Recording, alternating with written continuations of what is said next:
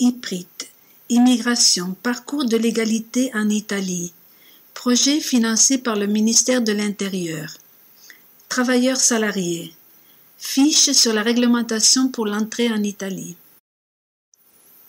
Les salariés sont des personnes qui fournissent leur travail à un employeur sur une base continue, en échange d'une compensation monétaire qui garantit la continuité et une couverture d'assurance partielle. Les conditions à satisfaire pour travailler en Italie comme travailleur salarié sont l'obtention d'un visa et d'une autorisation aux fins de travail salarié avant d'entrer sur le territoire, un permis de séjour dans les 8 jours suivant votre arrivée en Italie.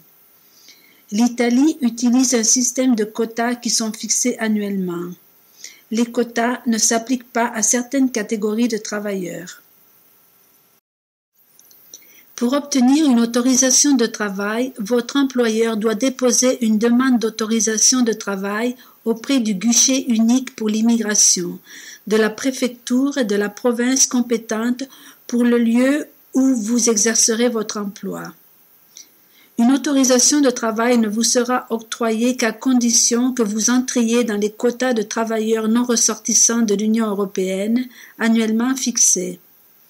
Le guichet unique informera le consulat ou l'ambassade par voie électronique qu'une autorisation de travail a été délivrée. Concernant l'obtention du visa, l'ambassade ou le consulat présent dans votre pays d'origine ou de résidence délivrera un visa qu'il vous faudra récupérer et utiliser pour entrer en Italie dans les 6 mois suivants. Ce délai commence à compter de la date à laquelle l'autorisation aura été délivrée. L'autorisation de travail est nécessaire pour obtenir le visa d'entrée. Certaines catégories de travailleurs peuvent être assujetties à des procédures et à des conditions spécifiques pour l'obtention de leur permis de travail.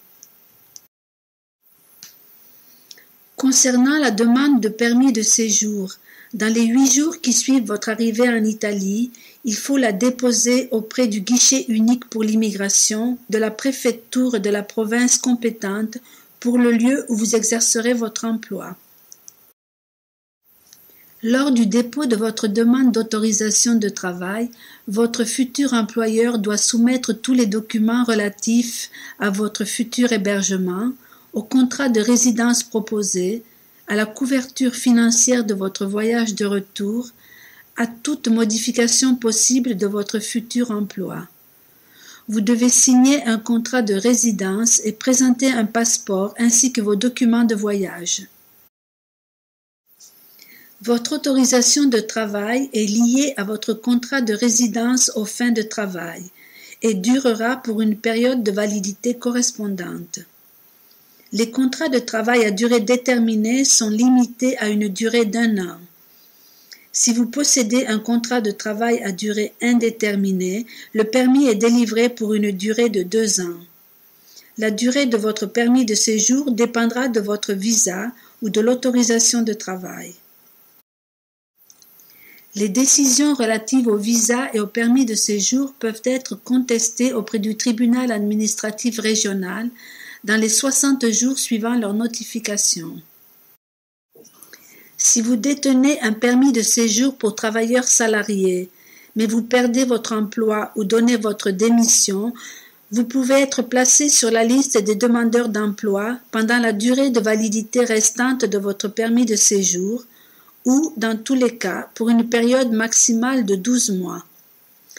Si vous perdez votre emploi à la fin de la durée de validité de votre permis, vous pouvez déposer une demande de renouvellement pour une période maximale de 12 mois. Concernant vos droits, la législation prévoit la possibilité d'un changement de statut. Si vous détenez un permis de séjour destiné à l'emploi, vous pouvez vous engager dans des activités indépendantes à condition d'avoir les qualifications et de satisfaire aux exigences légales nécessaires. Votre changement de statut sera enregistré au moment où votre permis de séjour initial expirera. Il est possible d'obtenir un statut de résident de longue durée après 5 ans de séjour ininterrompu en situation régulière. Pour ce, vous devez démontrer que vous possédez des ressources financières suffisantes, un logement adéquat et que vous ne présentez pas une menace à l'ordre et à la sécurité publique. Pour faciliter votre démarche, vous pouvez consulter plusieurs sites institutionnels. Le site du ministère de l'Intérieur et en particulier le guichet unique pour l'immigration, le site du ministère du Travail et des Politiques sociales, les fiches publiées sur le portail italien sur l'intégration des migrants et les fiches publiées sur le portail européen sur l'immigration. Enfin, vous pouvez consulter le site des représentations italiennes à l'étranger qui se trouve dans votre pays d'origine.